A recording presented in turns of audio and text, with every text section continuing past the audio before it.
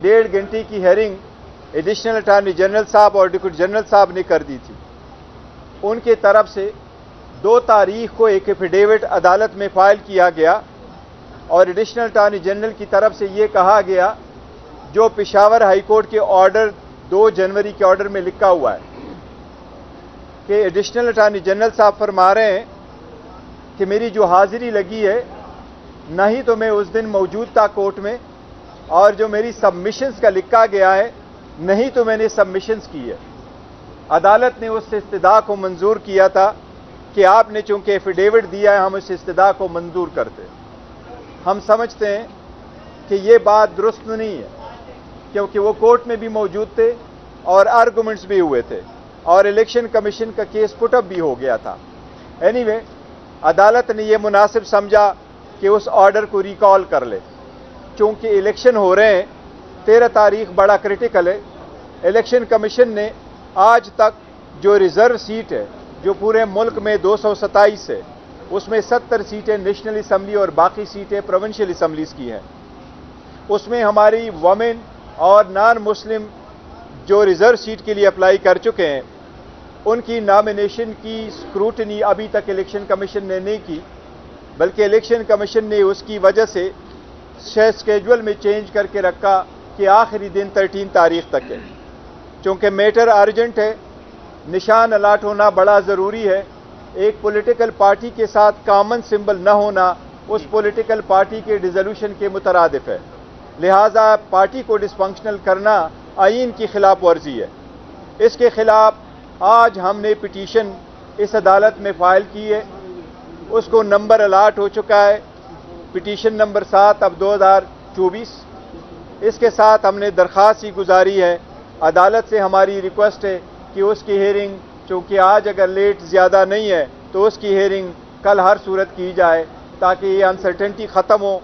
लोगों के fundamental rights का इशू है, इलेक्शन का इशू है, इलेक्शन की डिले को बचने का भी इशू है, इलेक्शन के free and fair and transparent और इसकी लेजिटिमेसी भी इन लाइन होगा। इसलिए हमारी अदालत से एक दरख्वास्त हमने की है कि इसकी हियरिंग करे। हमें उम्मीद है इंशाअल्लाह ताला सुप्रीम कोर्ट कल इसकी कोई ना कोई सुनवाई करेगी और हमें बताया जाएगा। साहब ये बताएं कि आज़ाद सूरत में अगर कोई अरकान जीतते हैं तो हमने ये देखा है कि हॉर्स ट्रेडिंग और फ्लोर क्रॉसिंग का रास्ता खुल जाता है पार्लियामेंट में और पार्लियामेंट कमज़ोर हो जाता है।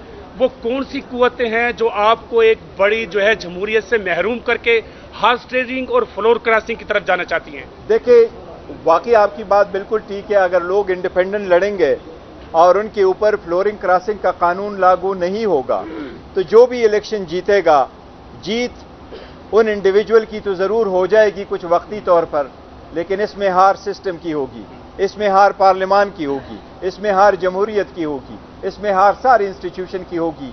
क्योंकि वो मुल्क आगे तरक्की नहीं कर सकता जिसको स्ट्रांग रियासत न मिले, और कभी आपको स्ट्रांग रियासत नहीं मिलती अगर उसके में आने वाला बंदा खुद भी दागदार हो। तो यही तो हम कोशिश कर रहे हैं कि काइंडली इस बात को मद्देनजर रख के पार्टी को लो कर ले, लेवल प्लेइंग फील्ड सबको दे दे, सबको निशान अलाट कराएं, पार्टिसिपेट करे। यही कानून है, तो यही के लिए हम स्ट्रगल कर रहे हैं। गौहर साहब ये बताइएगा कि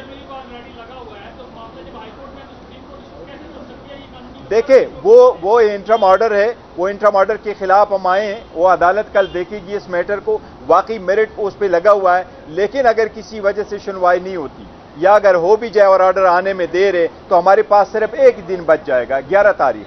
जो एक दिन में अगर होगा तो ये बहुत बड़ा नुकसान हो जाएगा। ये सारे, क्योंकि अगर ये कोई भी और मसला होता other than allotment of a symbol, फिर शायद हो सकता था, लेकिन इसकी अर्जेंसी की वजह से हम सुप्रीम कोर्ट आए कि मुनासिब ऑर्डर पास कर लें। गौहर साहब ये बताइएगा कि एक मिनट बात बताइएगा, किन किन चैलेंजेस का सामना है आईनी तौर पर या वैसे ग्राउंड पर?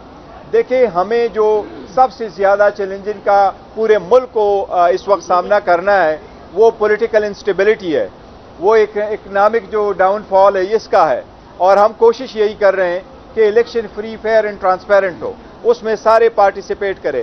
जो भी हुकूमत स्ट्रांग आ जाए सब उसके साथ ताउन करे और हम मुल्क को आगे ले जाएं। हम पाकिस्तान पार्टी की सर अभी 4:30 बजे इलेक्शन कमीशन आमद है और वो बल्ले का निशान मान ले आ रहे हैं सर। देखिए, बल्ले का निशान एक मरतबा किसी को अलाट हो चुका हो तो वो किसी और पार्टी को वैसे भी अलाट नहीं हो सकता।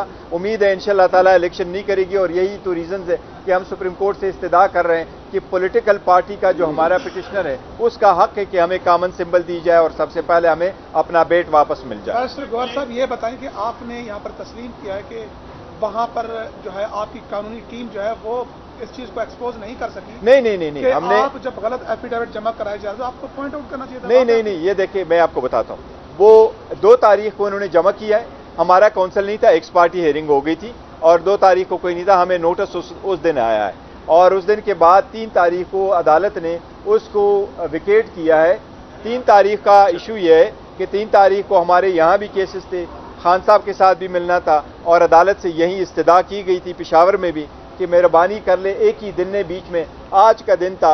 अब नेक्स्ट अवेलेबल डीबी जो है वो 9 तारीख को है, तो अदालत के लिए अगर बहुत ज़्यादा होता तो अदालत कोई वेरिफिकेशन का ऑर्डर ज़रूर करती अगर करना था, अदरवाइज इलेक्शन कमीशन का ऑर्डर विदाउट ज्यूरिसडिक्शन था। इसलिए पहला वाला ऑर्डर जो इशू हुआ था हमारे फेवर में वो मुनासिब था और उसको रहना चाहिए था। लेकिन एनीवे अब सुप्रीम कोर्ट देखेगी, सुप्रीम कोर्ट से इतनी हमारी दरख्वास्त ज़रूर है कि इसकी जल्दी हियरिंग कर लें, वरना नीचे जो पिटीशन है वो इनफ्रक्चुअस हो जाएगी। सर, अगर पीटीआई को प्लान बी मौजूद है और अगर इलेक्शन कमीशन कोई इसके मुकाबले में दूसरा आपको देता है निशान, तो उसे एक्सेप्ट करेंगे? देखिए, प्लान बी तो ज़रूर पार्टी रखती रहती है, लेकिन हमारी पहली कोशिश यही है कि हमारा बल्ला मिल जाए और अगर बल्ले पे जो भी कोई है, हमने रिक्वेस्ट की हुई है कॉमन सिंबल हमें मिल जाए। पॉलिटिकल पार्टी जब कैंडिडेट स्प्लिट करती है तो उस पॉलिटिकल पार्टी के साथ एक सिंबल होना चाहिए जिस पे वो इलेक्शन में जा सके। तो हम भी एक ही इलेक्शन सिंबल मांग रहे हैं कि पॉलिटिकल पार्टी को आप विदाउट सिंबल ना छोड़े। ये सारे पाकिस्तानी अवाम की बुनियादी हकूक़ का मसला है, ये वोटरों का मसला है। लोग कंफ्यूज नहीं होने चाहिए, डिसएनफ्रेंचाइज नहीं होने चाहिए। पॉलिटिकल पार्टी को ऐसे आप डिसॉल्व करके से ख़त्म कर दे, ये बिल्कुल गैर यकीनी है और मैं समझता हूँ जमहूरियत के खिलाफ बहुत बड़ी साजिश होगी अगर ये कामयाब हो जाती है। जो मुस्तरद हुए थे वो मंजूर होना शुरू हो गए, बहुत सारे रहनुमाओं के हुए भी हैं, इस पे क्या कहेंगे? देखिए, इंशाअल्लाह ताला सारे जितने कागजात उन्होंने नामंजूर कर लिए थे जिस भी ग्राउंड पे किए, इंशाअल्लाह ताला जब अदालत के पास जाएंगी, पहले दिन से हम कहते चले आ रहे हैं कि हमें अदलिया पे पूरा एतमाद है, इंशाअल्लाह ताला अदलिया इंसाफ करेगी और सारे रिस्टोर होंगे।